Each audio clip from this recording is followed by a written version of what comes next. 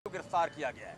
फवाद चौधरी पे गैर कानूनी हरबे इस्तेमाल किए जा रहे हैं, उस पर तशद्दुद किया जा रहा है, उसे कानून से हट के गिरफ्तार किया गया है, गलत FIR दर्ज की गई है, फाशिज्म पे रियासत उतरी हुई है। ये सारा कुछ क्यों हो रहा है? रियासत चाहती ये है कि कोई आटे की बात ना करे, कोई इंडस्ट्री के बैठने की बात ना करे, कोई एक्सपोर्ट के कम होने की बात ना करे, कोई साग डार की लूट मार की बात ना करे, कोई बोस्तान अली होती और इसहाक डार की पार्टनरशिप में डॉलर को 178 रुपये से उठा के 280 रुपये पे ले जाने की बात ना करे। कितने कितने मिलियन डॉलर इसहाक डार ने कमा लिए पिछले 2 महीने में, इसकी कोई बात ना करे।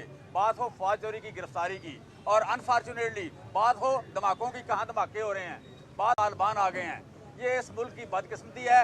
हम तालिबान, धमाके, दहशतगर्दी और गैर कानूनी हिरासतों की बात करते हैं, लेकिन ये भी और इस इंसानी अलमिये ने पाकिस्तान को कहीं का नहीं छोड़ा, पीछे कर दिया।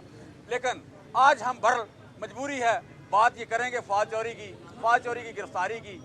हम कह रहे हैं कि फवाद चौधरी या PTI के बाकी लोग जिनको भी रियासती तशद्दुद का, रियासती लाकानूनियत का, रियासती दहशतगर्दी का, फाशिज्म का शिकार किया जाएगा, वकला बरादरी, सारी वकला बरादरी और सिविल सोसाइटी और PTI सारे उनके लिए आवाज़ उठाएंगे।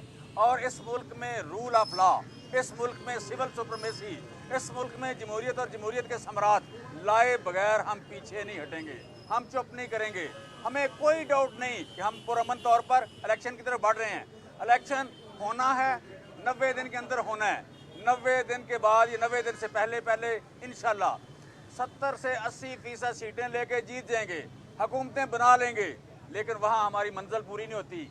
मंजिल वहाँ अचीव होगी जहाँ रूल ऑफ लॉ आएगा, जहाँ जमहूरियत के सम्राट, जिसमें ट्रांसपेरेंसी एक समर है, जिसमें खुशहाली दूसरा समर है, जहाँ रूल ऑफ लॉ तीसरा समर है, जहाँ पे ह्यूमन राइट्स चौथा समर है, वहाँ पे बराबरी और लोगों को मुआशी और समाजी इंसाफ देना अगला समर है। ये समर लाए सम्राट दिए बगैर पीछे नहीं हटेंगे। ये हो सकता है कि हमारी जिद्दोजहद 5 साल पे मुहित हो, 10 साल पे मुहित हो।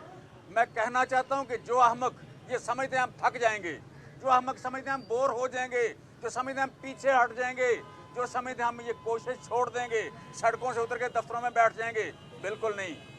हम उस वक्त तक जिद्दोजहद जारी रखेंगे जिस वक्त तक यहाँ रूल ऑफ लॉ नहीं आता, यहाँ जमहूरियत के सम्राट नहीं आते, ये मुल्क हकीकी तौर पर आज़ाद नहीं हो जाता। इंशाल्लाह हम अपनी कोशिश जारी रखेंगे। Thank you very much. Fawad को रिहा करो, फवाद को रिहा करो, फवाद को रिहा करो, फवाद को रिहा करो। जुल्म के ये ज़ाब्ते हम नहीं मानते, जुल्म के ये ज़ाब्ते हम नहीं मानते, एक बात और करना चाहता हूँ कि फवाद चौधरी की आवाज़ बड़ी ताकतवर आवाज़ थी, बड़ी दिलेर आवाज़ थी। दिलेर और ताकतवर आवाज़ों को दबाने की कोशिश की जा रही है। जिन आवाज़ों का इम्पैक्ट ज़्यादा है उनको दबाने की कोशिश की जा रही है।